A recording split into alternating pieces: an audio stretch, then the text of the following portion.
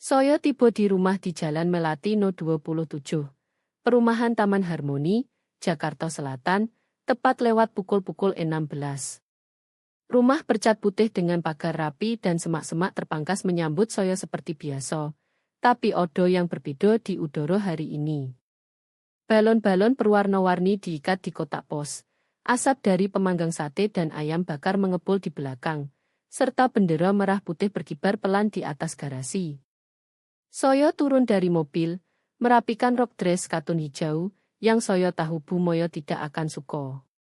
Tas hadiah kecil tergantung di jari saya, sesuatu yang saya pilih berminggu-minggu lalu. Berjalan menuju teras depan, saya mendengar tawa dari halaman belakang. Nodo tinggi Vino yang selalu dipakai saat dia jadi pusat perhatian. Bahu saya menegang tanpa sadar. Saya sudah berjanji podo diri sendiri tahun ini datang dengan harapan rendah. Tak odo tekanan, tak odo harapan pengakuan, hanya kehadiran. Pintu depan sedikit terbuka. Saya mendorongnya dan langsung disambut aroma sate kecap manis bercampur parfum. "Hei," kata Pak Budi tanpa menengok dari meja tempat dia menyusun botol minuman. "Kamu datang awal." "Sudah jam pukul 16.30 kok, bukan awal," jawab saya. Bu Moyo muncul dari sudut, alisnya sudah berkerut. "Warna itu tidak cocok buat kamu, Nadia. Seharusnya pakai biru." Lalu dia memeluk saya sekilas saja. Saya balas dengan senyum yang tidak sampai ke mata. "Senang bertemu juga, Bu." Saya memindai ruangan. Spanduk di atas perapian bertuliskan "Selamat, Vino." Tak odo balon ulang tahun, tak odo kartu nama saya. Bibir saya terbuka sedikit, perut saya menegang. "Ini bukan tentang saya ya," gumam saya pelan. Di dapur, saya meletakkan tas hadiah dengan hati-hati di samping rak anggur. Tak odo yang memperhatikan. 1 jam kemudian kami pindah ke belakang. Piring-piring penuh, gelas berdenting. Seseorang mulai pidato. "Untuk Vino," teriak Paman Hasan. "Masuk daftar 30 wanita berprestasi di bawah 30 tahun dan dapat endorsement brand besar." Akhirnya odo yang punya ambisi di keluarga ini. Tawa meledak. Pak Budi angkat gelas birnya. Saya tidak angkat opo-opo. Tak odo yang menoleh ke arah saya. Saya duduk di pinggir teras paling ujung, piring saya tak tersentuh. Saya mendengar, mengangguk podo cerita lama, dan menunggu seseorang menyebutnya, opo saja tentang ulang tahun saya, tapi tak odo. Kemudian Bu Moyo berdiri, berdenting gelasnya. "Semua, mari masuk." Odo kejutan kecil. Slide show mulai diputar di layar datar. Foto-foto masa kecil, liburan keluarga, wisuda, Vino pakai kostum tari tradisional, Vino dengan anjing pertamanya, Vino di acara promosi brand. Saya condong ke depan, memindai setiap foto. Di foto langko yang odo saya selalu buram atau di belakang. Bahkan pesta ulang tahun yang saya rencanakan untuk Bu Moyo tahun lalu, tangan saya cuma kelihatan di satu frame, menyodorkan kue. Itu saja. Bibi Siti mencondongkan badan dan berbisik, "Kamu di mana di semua foto ini, sayang?" "Pertanyaan bagus," jawab saya dengan senyum yang terasa terbakar. Saya mengepalkan tangan di bawah meja. Diabaikan lebih sakit daripada dimarahi, pikir saya. Setidaknya marah berarti kamu odo. Saya minta izin keluar dan masuk ke koridor, menghirup aroma lavender yang selalu Bu Moyo pakai. Pikiran saya melayang ke Mososmo dulu, saat saya bukan ketua cheerleader seperti Vino, tapi juara umum. Tak odo spanduk, tak odo slide show, hanya sebutan lewat di meja makan. Saya berdiri di sono menempel tembok koridor, memaksa diri tak jatuh ke kenangan lama. Bukan hari ini. Lalu saya mendengar nama saya akhirnya. "Nadia masih di sini?" tanya Bu Moyo. "Kayaknya ke kamar mandi," jawab Vino santai. Saya melangkah kembali ke ruangan dengan senyum setengah. Saya mendekati Bu Moyo dan berbisik pelan, "Bu tahu hari ini ulang tahun saya juga kan?" Dia hampir tak berkedip. "Adikmu baru saja dapat nominasi penghargaan nasional. Jangan buat ini tentang kamu." Saya menghirup napas tajam. Saya tidak mau buat ini tentang saya. Saya cuma kira ibu ingat. Tamu di dekatnya menunduk ke piring, mengunyah lebih pelan. Bu Moyo melambaikan tangan. "Jangan sensitif." Saya berbalik dan berjalan pergi. Sepatu hak saya berdentang lebih keras dari biasanya di lantai keramik. Di dapur, tas hadiah yang saya bawa untuk Pak Budi masih di rak anggur, tak terbuka. Catatan kecil yang saya tulis dengan tinta perak, waktu yang dihabiskan bersama tak pernah sia-sia masih menempel. Saya memandang sekeliling. Botol anggur impor yang Vino bawa sudah terbuka dan dipajang di tengah meja seperti trofi. Tentu saja. Saya bersandar di meja dapur dan membuka tas tangan. Jari saya menyentuh kotak kecil hitam yang tersembunyi di bawah ponsel, yang sebenarnya tidak saya rencanakan pakai malam ini, tapi odo yang berubah. "Mereka tak akan ingat hari ini sebagai ulang tahun saya," bisik saya pada diri sendiri. "Tapi saya akan ingat sebagai hari saya akhirnya melihat kebenaran." Saya mengambil tas hadiah kecil dari meja dapur dan membersihkan debu tipis yang sudah menempel di permukaan mengkilapnya.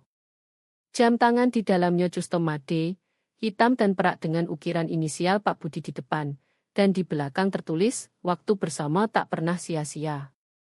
Saya pesan berminggu-minggu lalu, bahkan sambil terus kirim uang tiap bulan untuk bantu kekurangan cicilan rumah mereka. Bukan soal uang. Tak pernah. Saat saya berjalan melewati rumah, hati-hati menghindari nampan makanan kecil dan piring kertas di meja samping, saya mencari momen yang tepat untuk menyerahkannya. Yang terakhir saya inginkan adalah terasa seperti menuntut perhatian. Ruang tamu ramai obrolan. Vino pakai jumpsuit pastel dan sepatu hak tinggi yang teriak, "Lihat saya." Dia tertawa keras saat menceritakan lagi kisah podcastnya ke sepupu-sepupu. Saya meletakkan hadiah dengan lembut di dekat meja minuman, berharap odo yang notice. Tak odo. "Wah, kamu masih bawa hadiah beneran?" godo sepupu Erit sambil menyenggol saya dengan gelas plastik. Saya paksa senyum. "Cuma kecil buat ayah." Vino sudah kasih botol whisky edisi terbatas, tambahnya pelan seolah berbagi rahasia. "Ayah kelihatan seperti anak kecil pas Natal." Tentu saja. Dari seberang ruangan saya lihat Pak Budi mengangkat whisky dari kantong beludru, memamerkannya ke seluruh keluarga seperti trofi langka. "Ini sebabnya dia anak kesayangan saya," katanya dengan senyum lebar, tak pura-pura berbisik. Tawa mengikuti, ringan di permukaan tapi tajam di dalam. Saya berdiri beku di dekat meja, ujung jari menyentuh pinggir tas hadiah yang baru saya letakkan. Saya bisa bawa bulan untuk dia, pikir saya, tapi dia tetap lihat bintang di mata Vino. 1 jam kemudian lampu diredupkan dan kue raksasa didorong keluar, frosting putih dengan hiasan emas dan mawar pink di pinggir. Semua bertepuk, ruangan bergema sorak. "Selamat ulang tahun, Vino," tulis di kue. Tak ada sebutan saya, bahkan tandoan. Vino terkikik. "Kalian tidak perlu repot-repot begini. Saya pantas kok."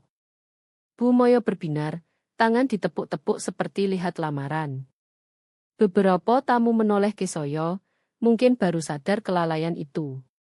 Satu bahkan bergumam, "Tunggu, hari ini bukan ulang tahun Nadia juga."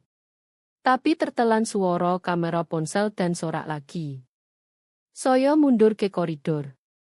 Bayangan di sono lebih tenang, lebih aman. Saat lilin ditiup dan kue dipotong, saya kembali ke pinggir ruangan. Saya pose untuk foto, senyum saat diminta, dan mengangguk saat ditanya apakah sudah coba anggur. "Kamu selalu kelihatan begitu tenang," komentar teman keluarga sambil mendekat. Kagum. Tenang. Coro elegan bilang tak terlihat. Kemudian pipi Darlene sentuh lengan Soyo pelan. Sayang, bukankah hari ini ulang tahunmu juga? Soyo senyum. Kami berbagi segalanya kan? Kedengarannya ringan. Di dalam, sudah retak. Nomo di kue kelihatan kecil, pikir Soyo. Sampai nomo kamu yang hilang.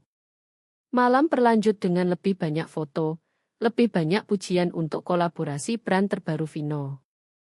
Soyo melamun ke sudut ruangan tempat Soyo tinggalkan hadiah. Masih di sono, tak terbuka. Pito peraknya sedikit lepas, dan noda frosting kecil dari piring kue mendarat di pinggir kertas tisu. Soyo angkat hati-hati, mengikat lagi pitanya. Pak Budi berdiri dekat pintu patio, ngobrol dengan tetangga. Soyo mendekat pelan, tunggu jeda obrolan. Soyo bawa sesuatu buat ayah, koto Soyo pelan, sodorkan tasnya. Dia ambil tanpa lihat.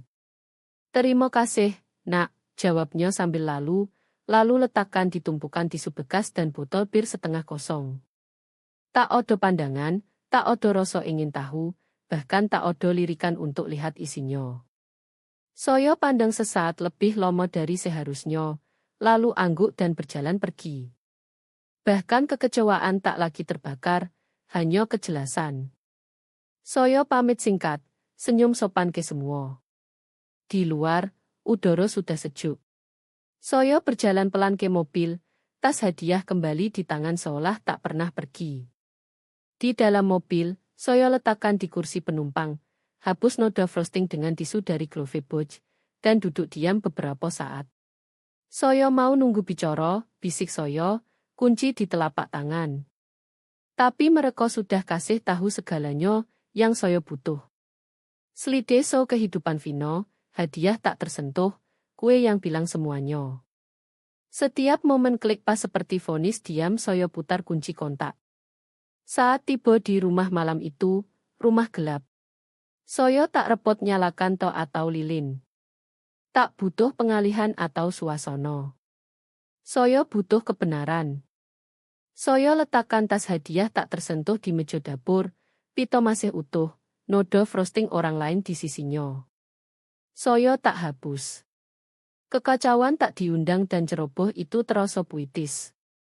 Lampu dapur berdengung pelan di atas saat Soyo bergerak dengan tujuan diam. Soyo duduk di meja, buka laptop, dan mulai ketik tanpa ragu.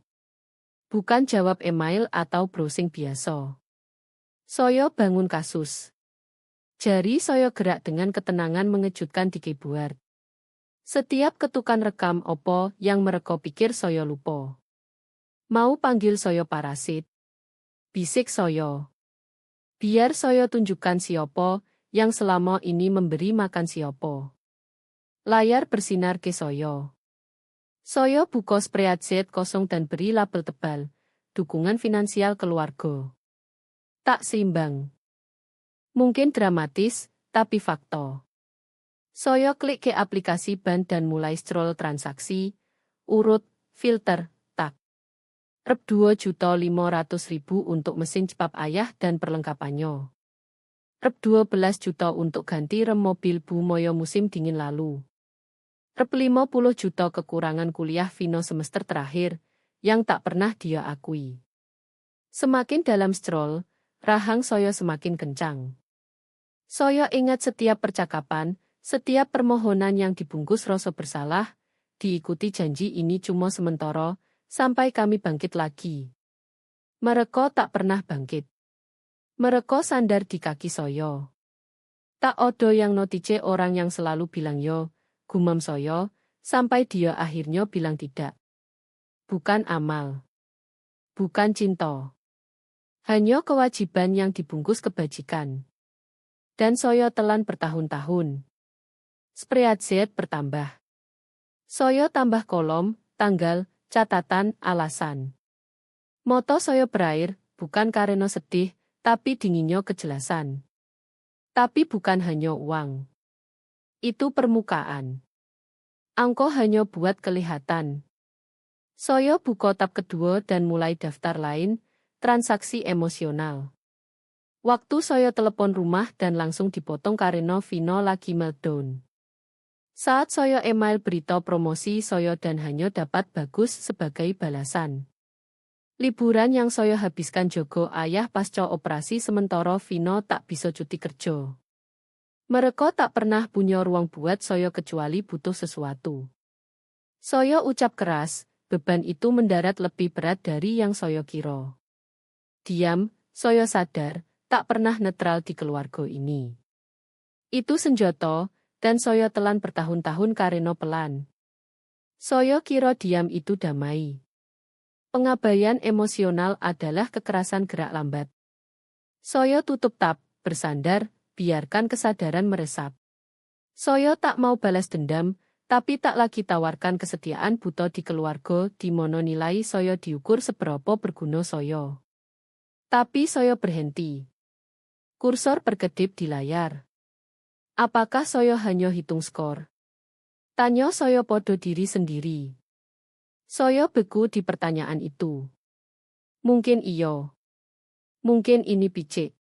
Saya benci ide jadi pahit.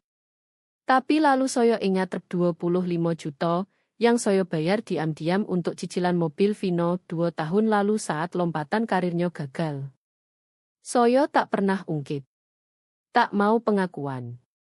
Saya hanya mau hubungan. Hari itu dia bilang terima kasih sekali, sekilas, dan minggu berikutnya ubah narasi online jadi, saya bangun ini sendiri. Saya tak marah karena tak dibayar balik. Saya marah karena mereka tak pernah lihat itu milik saya untuk beri. Ini bukan reaksi. Ini perhitungan. Saya pandang layar dan biarkan fakta bicara sendiri. Lalu kenangan menusuk, Bu Moyo di pesta, berdiri di samping Pak Budi saat dia hampir teriak puji Vino. Tak sekalipun dia campur. Bahkan saat dia bilang, Nadia cuma stabil. Kamu selalu tahu di mana cari dia, kan? Solid, bisa diandalkan. Dia tak berkedip. Dia senyum. Itu lebih buruk dari katanya. Bukan karena dia tak cinta saya, gumam saya.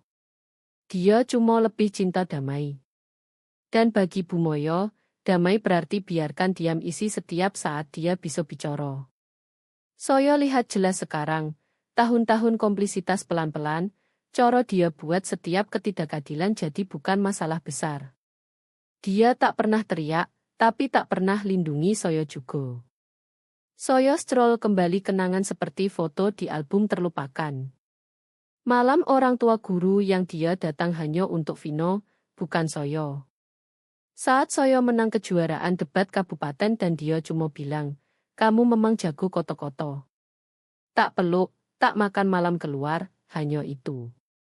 Ini bukan keluarga tak tahu cinta. Ini keluarga yang kurasi cinta. Bersyarat, selektif, dipoles untuk foto dan cerita publik. Tak pernah berantakan, tak pernah jujur. Saya kembali ke spreadsheet. Tambah tab bukti emosional. Lalu cetak semuanya. Saya bangkit dari meja dan berjalan ke meja dapur tempat tas hadiah masih duduk.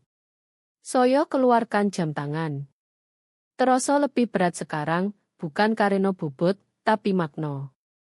Saya ambil sticky note dan coret satu kalimat. Mari kita imbangi buku. Saya letakkan note di atas spreadsheet, lipat semuanya ke amplop coklat, segel. Esok paginya saya tiba tepat sebelum jam 11. Amplop coklat menempel roto di telapak tangan seperti bagian dari saya. Rumah kelihatan somo. Semak rapi somo, bendera merah putih masih setengah kusut di teras, tapi tak lagi terasa milik saya. Saya ketuk 2 kali sebelum masuk. Tak ada jawaban, tapi pintu tak terkunci. Jenis kebijakan pintu terbuka pasif-agresif yang bilang kamu tak dilarang, tapi tak benar-benar diundang juga. Di dalam, aroma daging bakar masih tercium dari malam sebelumnya. Piring tumpuk di wastafel, botol bir kosong penuh tempat daur ulang. Saya jalan ke meja dapur, letakkan amplop rapi, dan tulis di depan dengan spidol hitam tebal, bocok ini. Di luar Soyo dengar tawa. Soyo berhenti di pintu geser dan mengintip. Pak Budi berdiri di tengah patio, pir di tangan, memimpin. Vino di sampingnya, senyum seperti bunyi matahari. Orang seperti itu, anggota DPR, koto ayah. Selalu nyedot sistem. Parasit sialan, tertawanya. Vino ikut. Soyo kencangkan pegangan handle pintu sampai jari memutih. Ironi cukup tebal untuk tenggelam. Soyo geser pintu terbuka. Dia menoleh dulu, angkat alis sedikit. Tak sangka lihat kamu lagi secepat ini, katanya tanpa senyum. Soyo tinggalkan sesuatu di dalam, jawab Soyo, suara roto. Sesuatu penting. Seharusnya ayah lihat. Dia teguk bir dan lambaikan tangan acuh. Oh, tebak. Masih kesal soal ulang tahun campur aduk. Soyo tak bergerak. Bukan soal ulang tahun. Soal 5 tahun terakhir. 5 tahun, ejeknya. Opo? Mau guil trip Soyo dengan lembaran ban sekarang? Ayo, Nadia. Soyo tatap matanya. Tak odo guild, hanya fakta. Soyo selesai main Mitra diam dalam perjanjian satu sisi. Mitra diam, ulangnya dengan tawa mengejek. Kamu selalu bertingkah dunia berhutang sama kamu. Dan ayah selalu bertingkah kesopanan itu opsional, balas Soyo. Dia maju, suara naik. Kamu tinggal di apartemen kotak sepatu, sekarang mau tepuk tangan karena bisa bayar tagihan sendiri. Harusnya berterima kasih kami tak biarkan kamu tenggelam saat keluar kerja korporat. Soyo tak berkedip. Soyo harap kesopanan manusia. Tak pernah minta trofi. Saat itu dia meledak. Kamu atm keluarga. Senanglah sekali berguna. Koto-koto menggantung di udara seperti asap. Seseorang di patio menghirup tajam. Sepupu lain letakkan piring, tapi tak odo yang bicara. Soyo berdiri terpono. Bukan karena tak duga pukulan, tapi karena diucap begitu bersih, begitu percaya diri. Begitu ayah lihat Soyo, tanya Soyo tenang. Dia angkat bahu. Bukan hinaan kalau benar. 17 April 2022, Soyo ucap keras cukup untuk semua dengar. Rep 38 juta, mahkota gigi ayah. Ayah bilang asuransi tolak. Soyo tutup selisihnya. Dia berkedip tapi tak bicara. 3 Juni tahun lalu, transmisi mobil Bu Moyo rusak. Rep 28 juta dari tabungan Soyo. Masih tak odo jawaban. Tagihan Barvino di acara penggalangan dana, yang dia klaim sudah beres. Rep 6.500.000 Soyo tutup pagi berikutnya setelah dia telepon nangis. Sekarang kamu hitung skor, katanya melalui gigi gemeretak. Tidak, Soyo panggil permainan. Suara Soyo tetap tenang. Ayah buat aturan. Ayah cuma tak duga Soyo pelajari. Diam tak satu orang pandang langsung ke Soyo. Tak satu orang maju. Bahkan Vino yang selalu punya koto, cuma buang muka. Soyo secan kelompok. Keluarga, tamu, orang yang lihat Soyo besar. Tak odo yang gerak. Tak odo yang belo, tapi mereka dengar sekarang. Soyo lihat siluet Bu Moyo di jendela dapur. Dia berdiri diam, tangan silang, bibir rapat. Dia tak keluar. Soyo hampir tertawa. Skrip Somo, pikir Soyo. Diam dan mengalihkan. Vino akhirnya maju, putus mantra. Yah, bisiknya saat lewat Soyo. Setidaknya hari ini kamu merasa penting. Soyo angguk. Lebih dari yang Soyo rasakan puluhan tahun. Soyo berjalan pelan ke depan rumah, tarik napas lewat hidung keluar mulut. Ponsel bergetar di tas. Soyo keluarkan dan ketik pesan ke teman Soyo Ami, siapkan gunting. Soyo sampai 20 menit lagi. Lalu kirim dan terus jalan. Keesokan harinya, Saya tak bawa hadiah atau alasan. Saya bawa tekad. Saya berdiri di depan cermin dan ikat rambut ke belakang, lalu ganti baju katun lembut jadi setelan navy yang tak saya pakai sejak pitch meeting terakhir. Saya tak pakai untuk mereka. Saya pakai untuk ingat siapa saya saat tak odo yang coba kecilkan saya. Saat kancing blazer, kutipan Eleanor Roosevelt melayang, tak odo yang bisa buat kamu merasa rendah tanpa persetujuanmu. Yah, saya selesai tanda tangani formulir persetujuan itu. Saya masukkan amplop dengan salinan kartu kredit ke tas dan keluar. Jalanan sepi untuk minggu, tapi pikiran saya tak. Saya tak mau teriak. Tak mau nangis.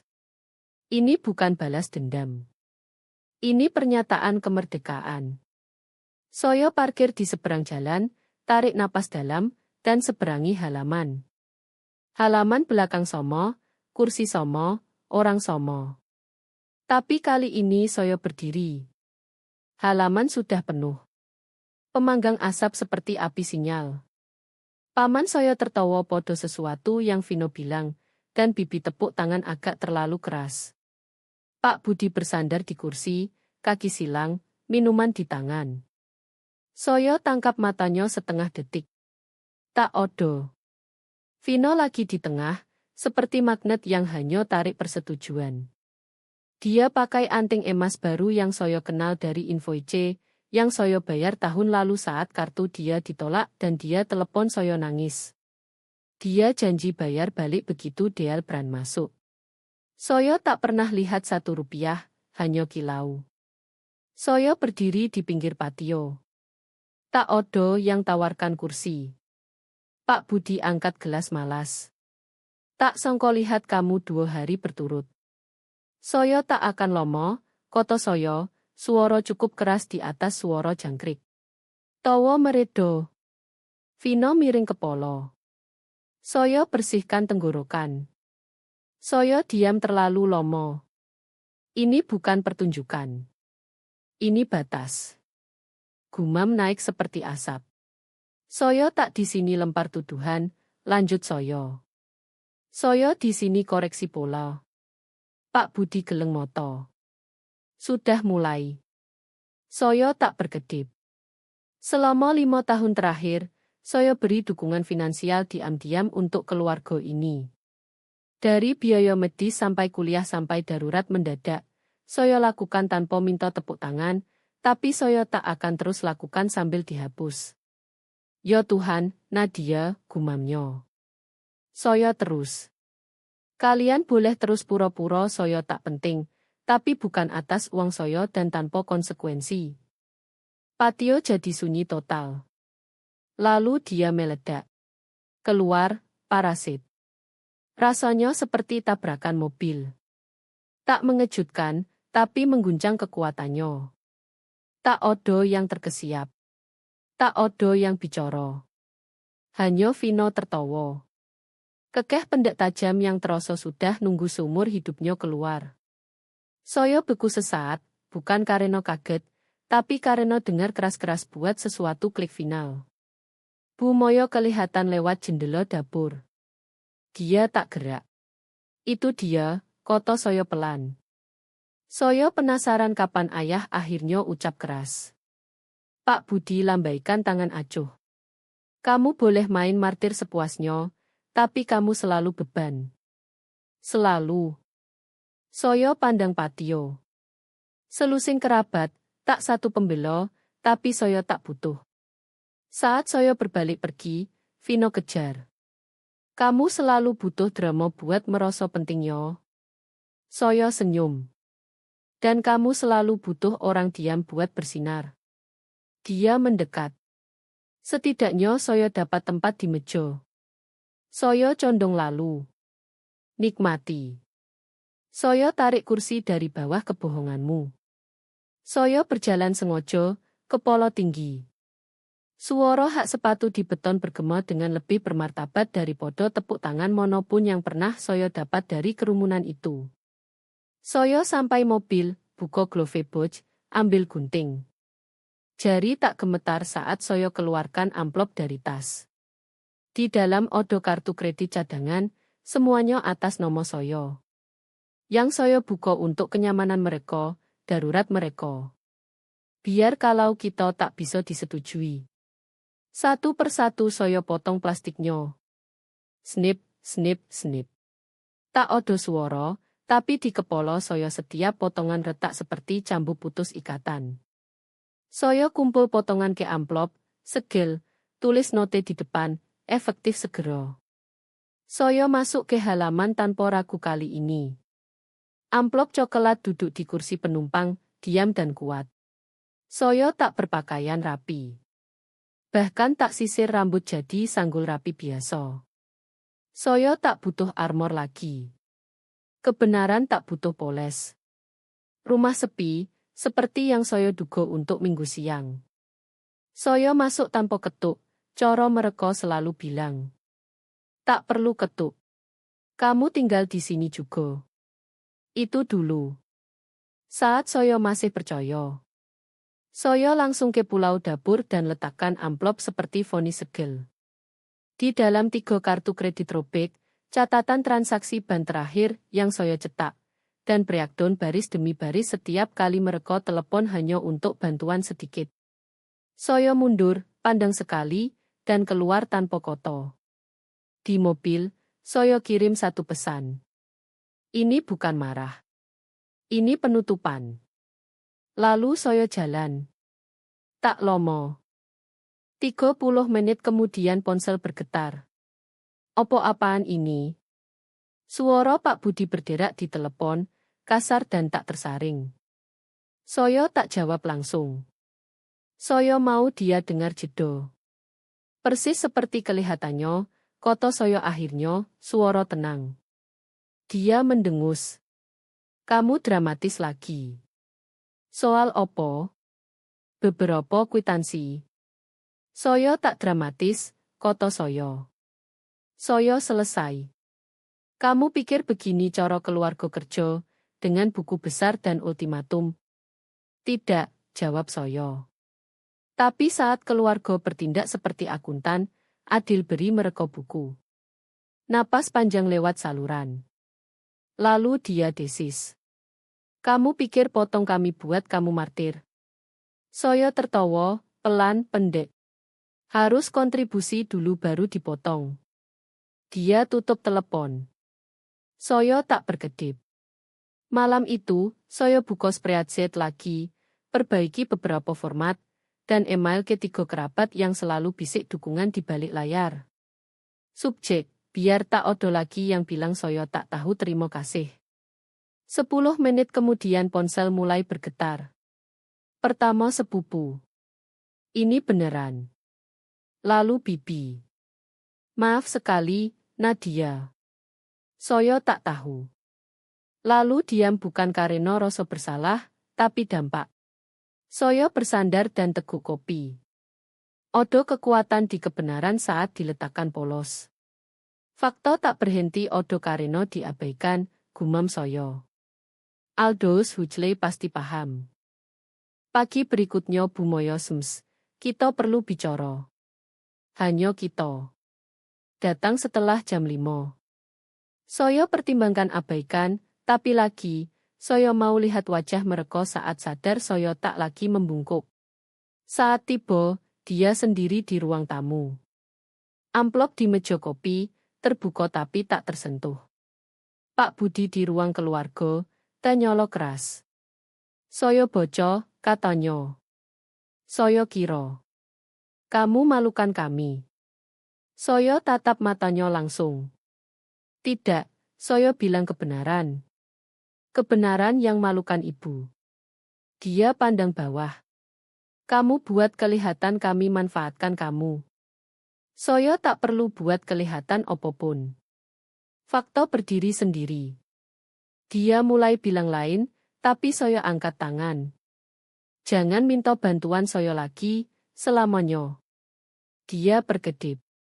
Kamu benar-benar mau biarkan ini hancurkan keluarga? Saya tak hancurkan apapun. Saya cuma berhenti pegang potongan-potongan sambil pura-pura tak retak. Saya berdiri. Dia tak tahan saya. Pertama kali bertahun-tahun, saya keluar rumah itu tanpa rasa bersalah seperti ransel batu bata di bahu. Pak Budi melongok dari tas sesaat. Kami tak tahu kamu merasa begitu. Saya berbalik tenang. Ayah tahu. Ayah cuma tak peduli sampai biayanya. Saya lewat dapur, lewat kulkas yang saya bantu isi, lewat lemari yang pernah saya atur saat Bu Moyo operasi lutut, lewat semua sejarah kerja tak terlihat yang tak pernah dapat terima kasih. Di mobil, saya buka glove box dan ambil amplop kedua. Ini untuk pengacara saya. Saya letakkan di kursi penumpang. Mereka potong saya emosional bertahun lalu, kota saya keras, kabin sepi. Saya cuma samakan dokumen. Jam pukul 22 ponsel bergetar di nakas. Saya raih, kira peringatan cuaca atau amicet. Ternyata screenshot dari sepupu Bet. Kamu lihat ini, dia tulis di grup keluarga. Vino posting foto rekaman podcast terbaru, lalu tambah, jujur, kadang saya pikir Nadia diadopsi. Sepupu yang jarang saya bicara balas dengan emoji tertawa. Balasan Bu Moyo cuma, jangan jahat. Bukan itu tak benar. Bukan jangan ke sono. Cuma angkat bahu santai lewat teks.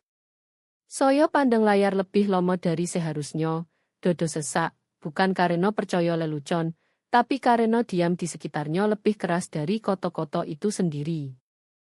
Pagi berikutnya, saya berdiri di depan cermin kamar mandi, sikat gigi di tangan, pandang pantulan.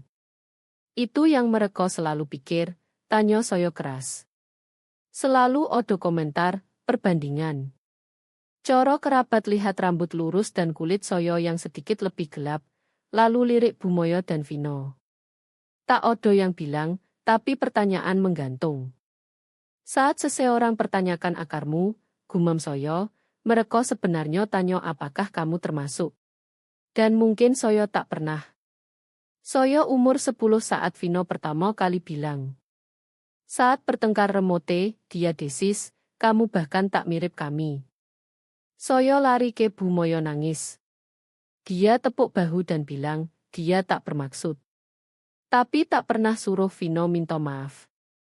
Tahun-tahun, komentar bertambah. Bibi Dorene pernah bercanda Natal, kamu yakin tak tertukar saat lahir?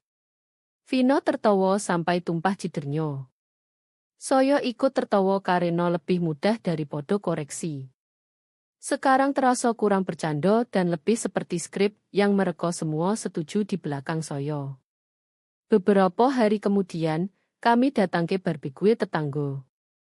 Saya datang telat, coba hindari canggung. Tak berhasil. Pak Budi berdiri dekat pemanggang, pimpin seperti biasa. Vino di sisinya, minum anggur, bersinar seperti biasa. Sangat bangga sama ini, koto ayah ke kelompok, tunjuk Vino. Baru tanda tangan sponsor lagi, perusahaan protein atau opo. Itu anak yang bisa dibanggakan. Beberapa tamu terkikik. Seseorang tepuk. Saya berdiri 5 meter jauhnya pegang toples teh manis, pandang lurus. Sepupu Jared lirik saya, mata berkedip simpati. Saya beri senyum setengah, lalu buang muka. Tali lain di buku besar emosional. Pagi berikutnya saya buka Facebook dan lihat. Posting Pak Budi huruf kapital seperti biasa, puji anak perempuan cerdas, sukses, inspiratifnya. Diiringi 5 foto, 4 Vino di pesta, 1 mereka berdua saat toast. Saya tak disebut, bahkan tak ditag, padahal saya odo. Mereka tak hapus kamu dalam satu pukulan, bisik saya pandang layar. Mereka lakukan posting demi posting, pujian demi pujian, cuma bukan ke kamu. Saya tak telepon, tak sems, hanya catat. Saya sudah pelajari konfrontasi di keluarga ini jebakan.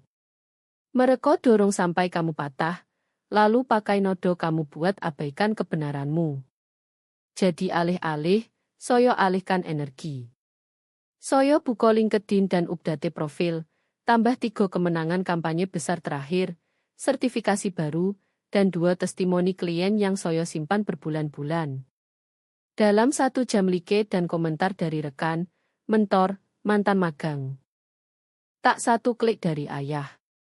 Lalu saya tulis, bukan marah. Bukan berantakan. Hanya posting blog pendek berjudul, biaya persetujuan keluarga.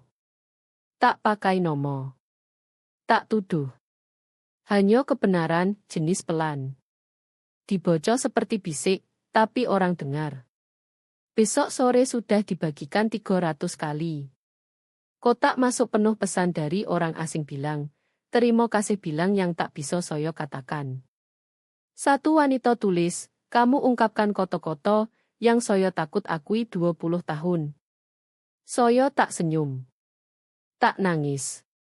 Hanya rasanya dilihat. Internet beri saya kursi di meja yang mereka tak pernah bangun untuk saya. Koto saya ke ami malam itu. Dia angkat gelas dan angguk. Moko buat tahto.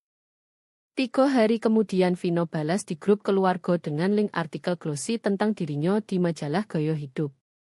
Tanpa konteks, hanya link. Bu Moyo reaksinya emoji hati. Saya matikan notifikasi.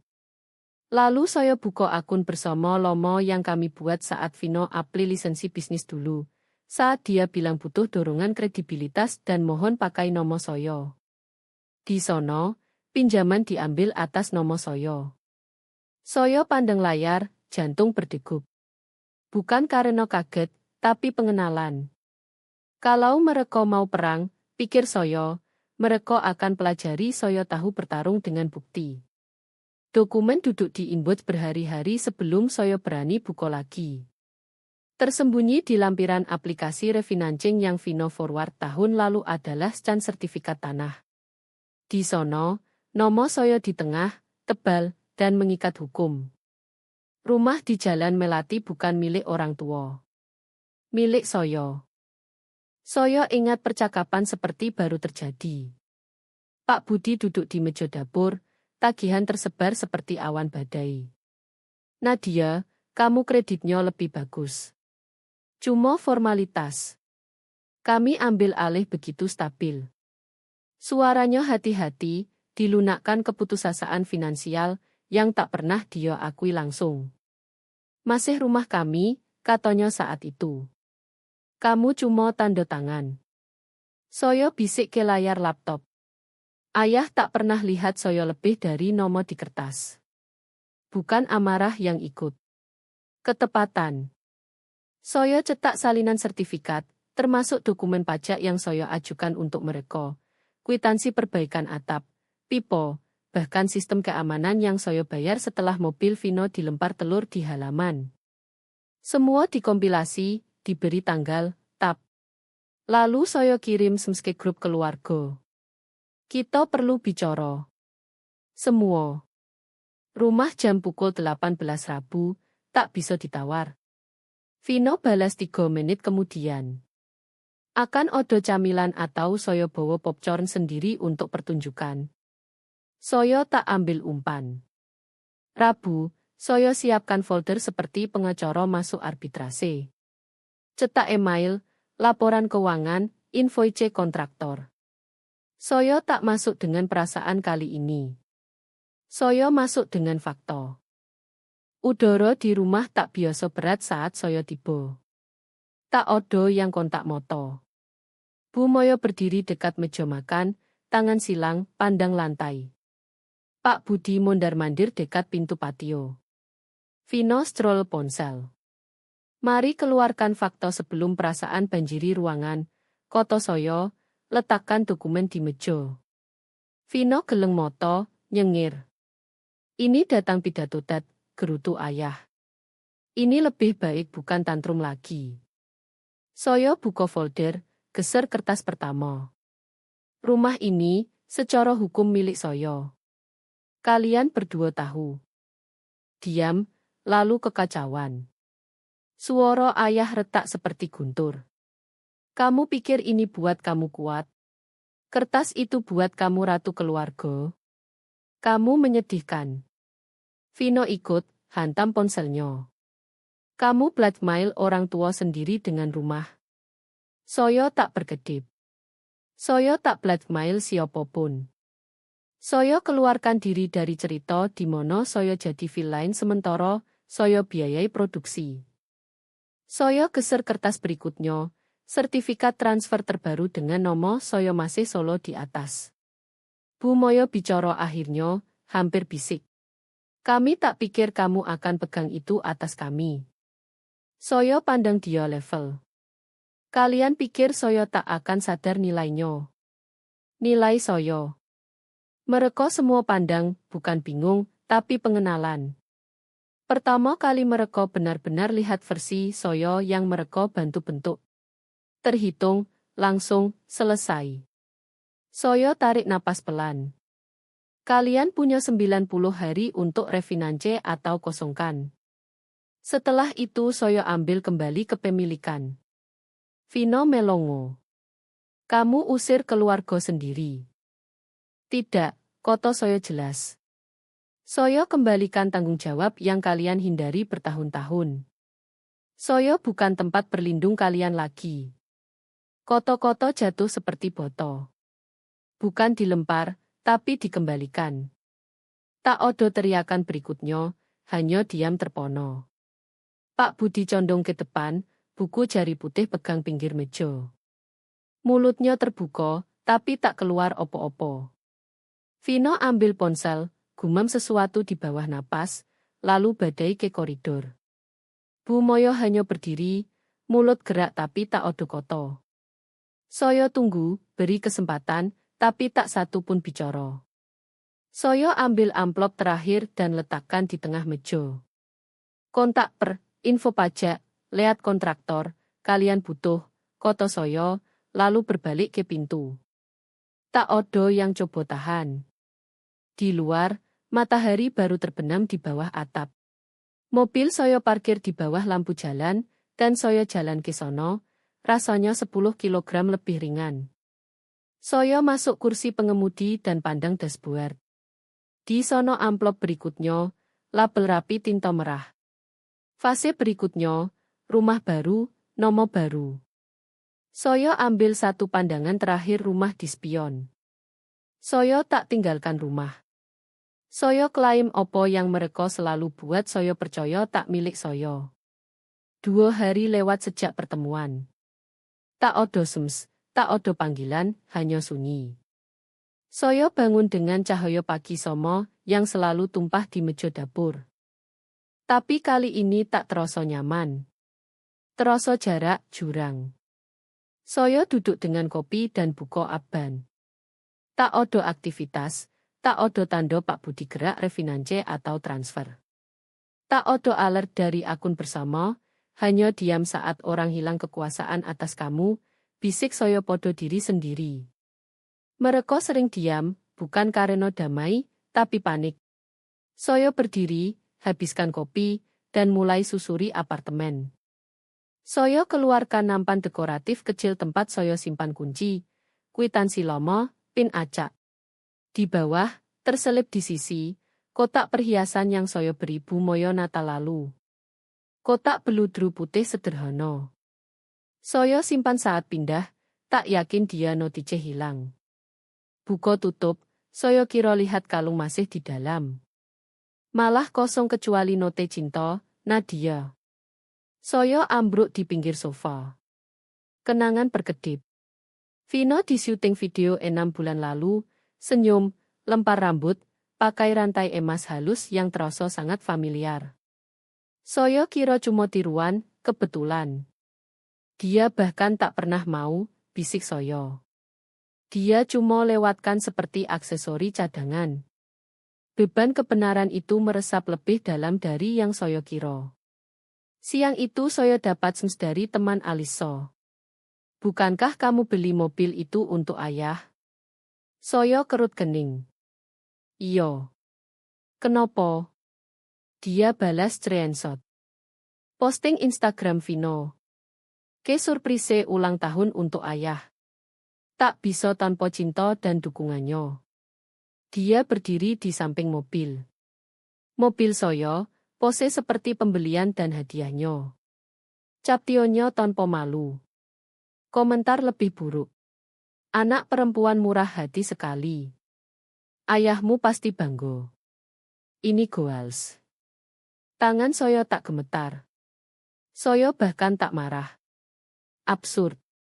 Ridiculous dalam keberaniannya. Kamu curi momennya, gumam saya. Bukan jasanya. Malam itu saya buka jurnal. Dulu saya nangis karena tak dipilih, tulis saya. Sekarang saya hanya dokumentasikan bukti. Saya susun surat resmi hapus nomor saya dari setiap utilitas terkait rumah. Gas, listrik, internet. Saya kirim paket ke pengacara dengan surat sampul. Efektif segera, tak ada kewajiban lagi. Beberapa ikatan tak bisa diurai. Hanya bisa dipotong. Bukan kepahitan. Kejelasan. Pagi berikutnya ponsel berdering. Paman Rai. Saya tak tahu mereka sadar kamu begitu, katanya, suara benar-benar terkejut. Kamu selalu kelihatan stabil. Stabil tak berarti tak terpengaruh, jawab saya. Beberapa jam kemudian sepupu saya di Instagram. Posting blog kamu kena banget. Terima kasih. Saya lihat orang tua saya di ceritamu. Pertama kali, saya tak rasa teriak ke kekosongan. Suara saya akhirnya bergema di ruangan lain. Lalu voice email dari Bu Moyo. Kita semua buat kesalahan, Nadia. Tapi seret kami ke lumpur secara publik, itu kelewatan. Saya tak balas. Tak perlu. Saya sudah pelajari diam juga bisa kekuatan. Saya tak bakar jembatan. Saya cuma berhenti perkuat yang sudah rapuh. Siang itu saya pulang dari urusan dan temukan amplop terselip di slot surat. Tak ada alamat pengirim. Di dalam foto tunggal. Barbecue halaman belakang. Semua senyum. Ayah di grill. Vino panggung utama. Bahkan Bu Moyo tertawa, moto kerut. Saya tak odo. Di belakang dengan spidol hitam. Masih pikir kamu korban? Saya pandang sesaat, lalu masukkan langsung ke mesin penghancur. Mereka lupa siapa ajar saya dokumentasi, koto saya ke ruangan kosong. Dan kali ini bukan ancaman. Pengingat. Amplop dialamatkan ke Nadia seolah copot nomor belakang dari label akan encerkan tujuannya. Saat saya buka, saya kira surat pasif-agresif lain. Mungkin permohonan penuh rasa bersalah dari Bu Moyo atau smear stunt publik terbaru Vino. Tapi bukan. Ini undangan pernikahan. Sepupu Ami, yang somo yang saya bantu pindah apartemen 2 kali, 10 hari lagi. Tak ada telepon, tak ada pemberitahuan, hanya kartu glossy tebal terselip di slot surat seperti flyer. Saya pandang baris res dan hampir tertawa. Catatan tulis tangan di belakang, maaf pemberitahuan pendek. Semoga kamu bisa datang. Saya tak perlu tanya siapa kirim mendadak. Panggilan dengan pipi konfirmasi. Jujur, akunya, Vino yang urus undangan. Mungkin dia lupa. Saya buka kalender, coret merah tanggal itu, dan gumam, kalau mereka masih main game, saya tak lagi beli tiket. Siang itu saya dapat pesan dari tetangga orang tua. Semua baik di sono. Saya lihat ayahmu teriak di halaman. Saya bahkan tak tanya siapa yang diteriaki. Malamnya saya lihat nomor Vino muncul di notifikasi Facebook, podo posting grup komunitas lokal minta penasihat keuangan terpercaya. Posting, cari yang bisa bantu refinancing dan navigasi dokumen pajak. Tak ada judement please. Saya screenshot, bukan karena dendam, hanya ingatkan diri kebenaran tak selalu teriak. Kadang diam sojo meresap. Saya simpan gambar dan kembali bocor. 2 hari kemudian saya berdiri di belakang podium di pusat kota, diundang bicara di panel literasi finansial wanita lokal. Tangan tak gemetar. Suara tak goyah. Saya bagikan cerita saya, disaring tapi jujur, tentang batas, keterikatan finansial dengan keluarga, biaya diam setelahnya orang antre terima kasih. Satu wanita bisik, saya kira saya sendirian. Yang lain genggam tangan saya dan bilang, kamu beri saya izin bilang tidak. Pidato diambil majalah gaya hidup lokal. Ponsel berdering malam itu. Bu Moyo, kamu benar-benar mau publikasikan ini, katanya hampir tuduh. Saya tak lewat. Saya diam puluhan tahun. Ketidaknyamanan ibu bukan tanggung jawab saya. Saya tutup sebelum dia balas. 2 hari setelah artikel keluar, teman bersama kirim pesan. Kamu dengar soal Vino? Dia kehilangan partnership brand itu. Saya tak tanya yang mono. Kemudian Vino posting caption panjang di Instagram tentang iri, pengkhianatan, dan orang yang tak bisa senang untuk orang lain. Dia tak saya, tapi tak perlu.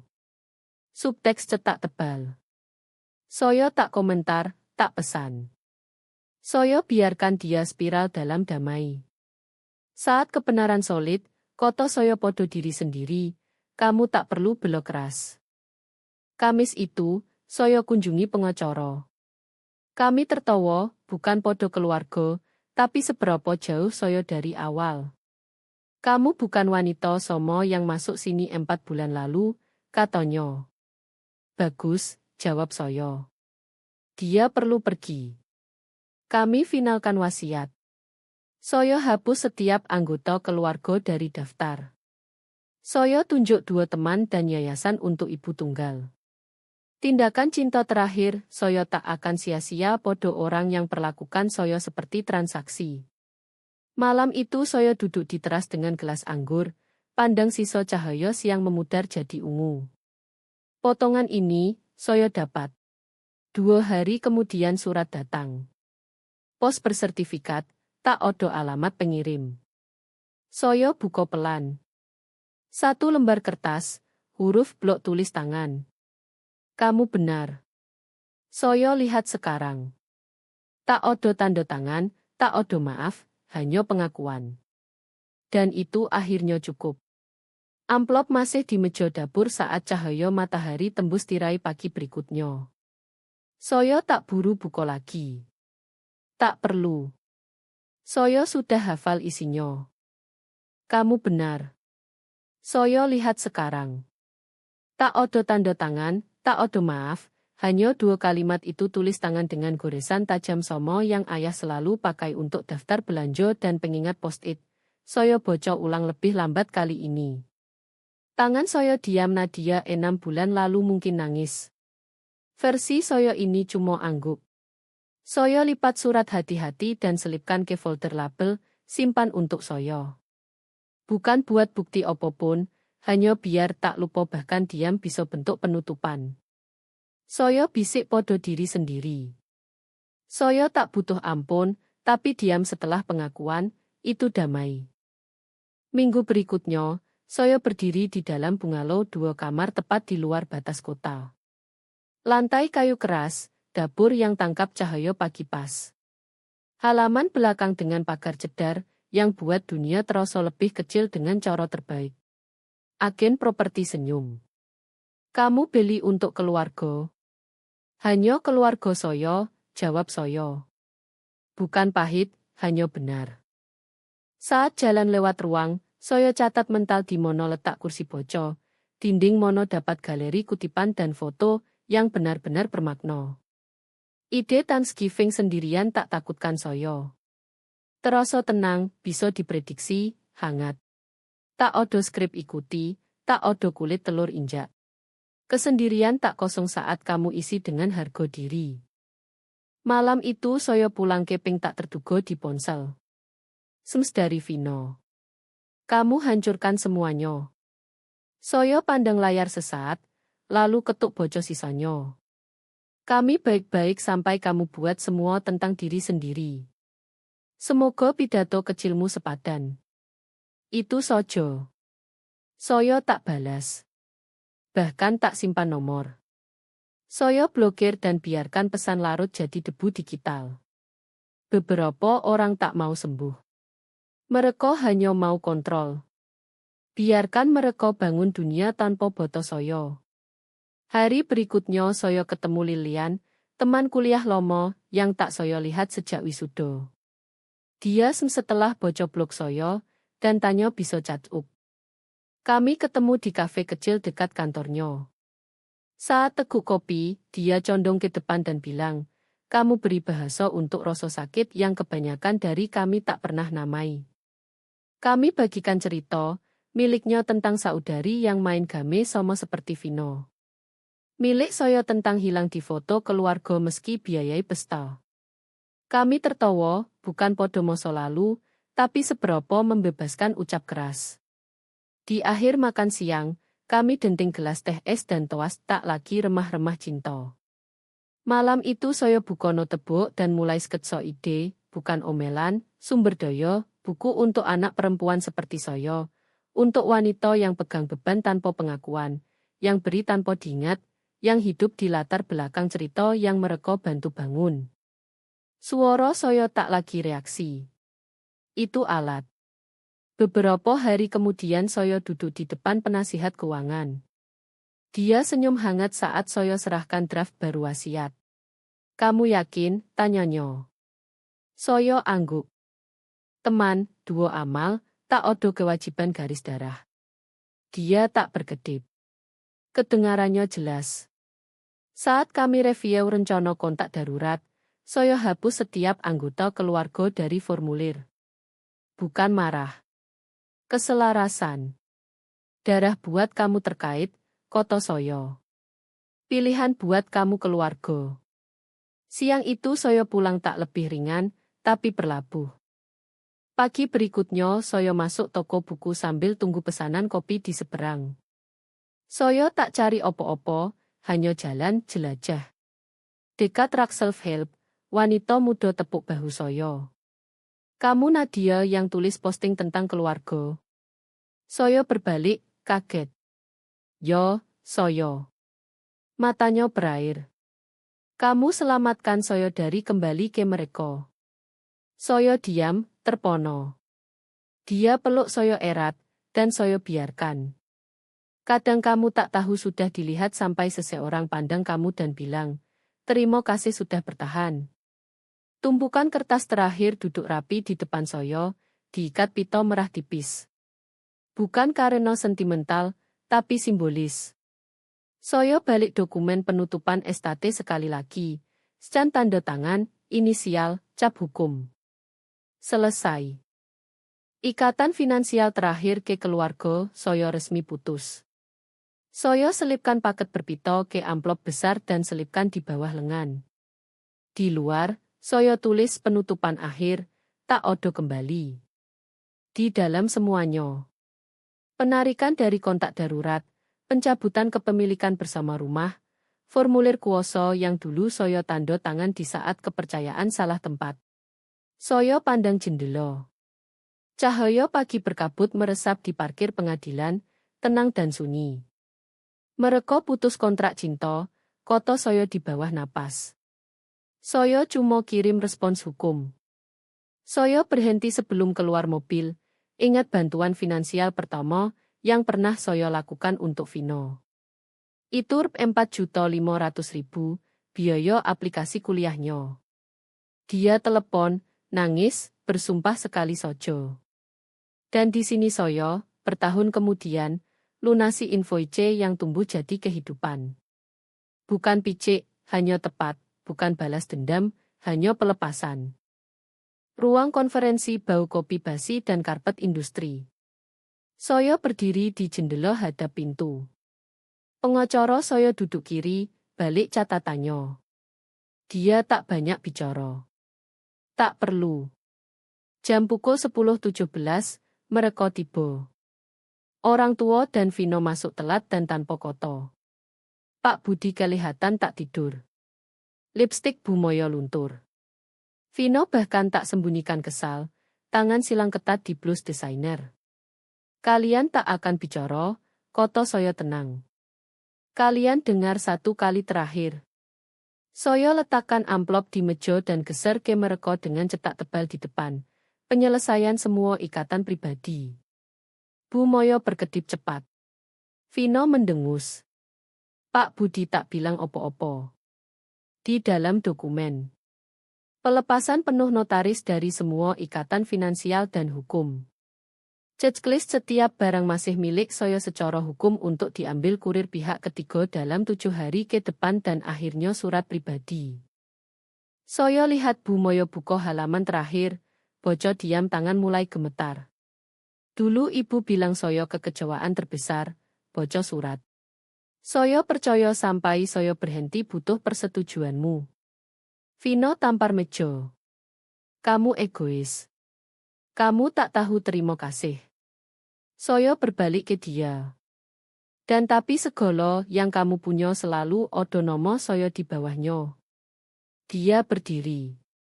Kamu cuma mau kelihatan pahlawan. Mau semua pikir kamu yang pegang keluarga ini. Saya miring kepala. Tidak, Vino.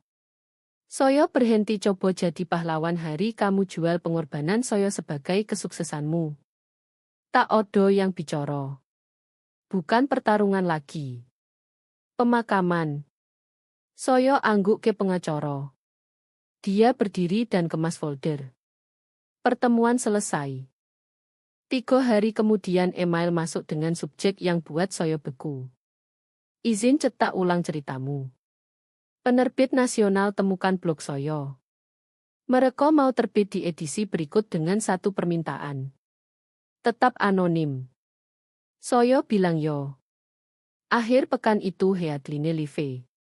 Saat keluarga yang kamu biayai coba kubur kamu, pelecehan finansial dalam diam. Trending dalam jam. Hashtag pemberi diam meledak seperti api liar. Kotak masuk meluap. Wanita, pria, anak dewasa, profesional, pengasuh, orang asing tulis, kamu baru cerita hidupku. Satu pesan Bojo, saya kira saya gila. Terima kasih ingatkan saya hanya tak didukung. Saya tak lagi sendirian. 2 minggu kemudian, saya berdiri di podium Ballroom Hotel di Jakarta bicara di Summit Wirausaha Wanita. Topik saya batas pribadi dan mitos kesetiaan keluarga tanpa syarat secara finansial. Saya akhiri dengan, nilaimu tak dipinjam. Tak tergantung persetujuan. Milikmu. Tepuk tangan meledak. Dan satu tepuk naik di atas yang lain. Bu Moyo di baris belakang berdiri. Moto kami bertemu. Tak ada air moto, hanya anggu pelan berbobot. Saya turun panggung dan lewat dia tanpa koto. Penutupan tak selalu hantam pintu. Kadang pilih tak ketuk lagi.